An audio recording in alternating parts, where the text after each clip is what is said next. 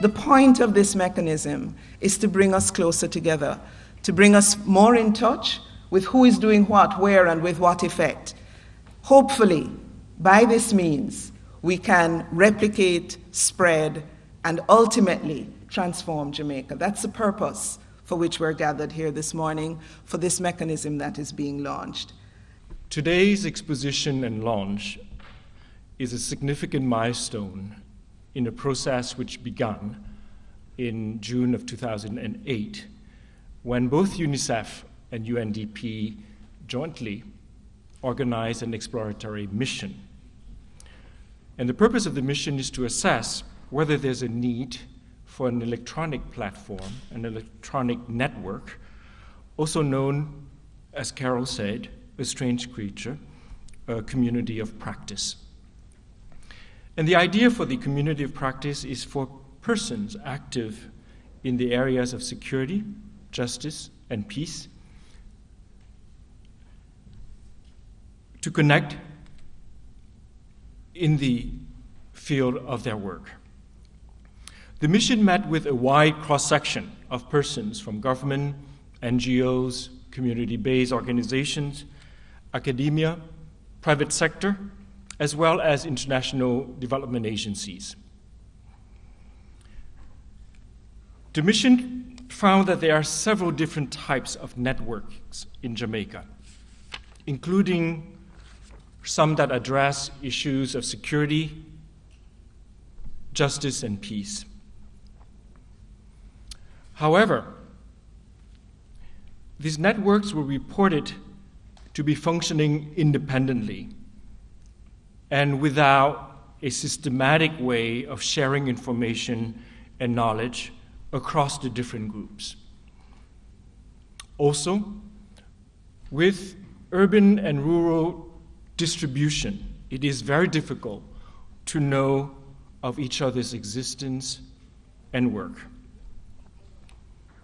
The conclusion of the mission is that the majority of the persons consulted said that there was indeed a need for such an inclusive mechanism that can keep all the practitioners and disparate groups connected, not only at the national level, but also at the regional and global ones as well. And the purpose is to share knowledge and to collaborate. The Jamaica Partners for Peace, the electronic network that is being launched today, is such a mechanism. This e-network functions on the premise that you, the actors in the field, are the experts. It seeks to offer a forum where what you know, have developed best practices in, and have learned from, can be shared, enriched, and replicated. It is intended that national ownership of this network would be fostered from the beginning. And so, a national resource and advisory group, and I thank the members of the advisory group, has been established to ensure that this is achieved. You will hear much more about the network and how it works from the other presentations this morning. I would invite you to take ownership of this network, use it to ask questions about strategies and solutions, use it to share with others what you have been doing, what works, and what doesn't. Use it to find the resource persons for your programs. And finally, use it to deepen the analysis and understandings that can better inform policy making. In other words, launch the resources that you have developed and visit it for ideas. To conclude, I would say that with your involvement and that of others, www.jamaicapartnersforpeace.org, and this is an infomercial from my part, can become a rich and valuable resource that can truly transform Jamaica's experience of security, justice, and peace. I thank you.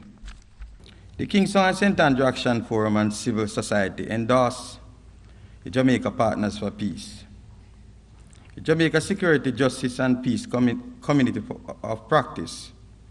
This is an online communication tool that connects practitioners involved in security, peace, and justice initiative in Jamaica to share knowledge, best practices, experience, and learn lessons. Will assist the develop the lack of coordinated effort among stakeholders within this sector. Today, in most of our communities, this has begun to be a norm, a way of life for residents in inner city communities. Persons are using online approach to communicate on Facebook, Twitter, and other station technology development has become the order of the day. Civil society hailed the UNDP for sponsoring this noble project, and by extension, the Jamaica Violence Prevention, Peace and Sustainable Development Program. Through this project, there has been wide collaboration between our partners working on issues that face our communities.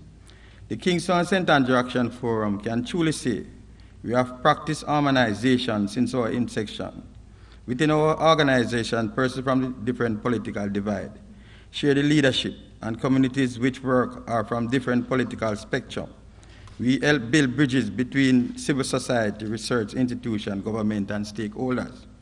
This communication tool will strengthen the capacity of community members to address shared challenges more effectively based on collaborative approach to problem solving. It is my pleasure to bring greetings to you all from the Kingston and St. Andrew Action Forum and civil society, and we can also call on other stakeholders to participate in this project. Thank you. This is one of those initiatives which I, as Minister of National Security, unhesitatingly embrace. It goes without saying that the nation longs for the day when peace and a sense of well-being are no longer elusive dreams. And I'm committed to playing my role to facilitate the realization of this dream. And in this regard, I readily welcome on board any individual, organization, or initiative with a similar resolve. The search for solutions to put a real dent on crime and violence in Jamaica cannot be the remit of members of the security forces or the political directorate alone. All citizens, all members of civil society have a responsibility to play a part in ensuring that peace prevails. It is for this reason that I salute the initiative of the Jamaica Partners for Peace. We are long past the quibbling and quarreling over the very troubling issue of violence which has plagued our land. This unwelcome scourge did not emerge over the past 2 years, but quite frankly, there are signs that violence unleashed on society and our state will not recede unless we take it by the scruff of the neck and deal with the issue decisively. One of the weaknesses affecting the attempts to address the social ills contributing to criminal violence in the Jamaican society is the failure to effectively harmonize the programs which seek to deal with and address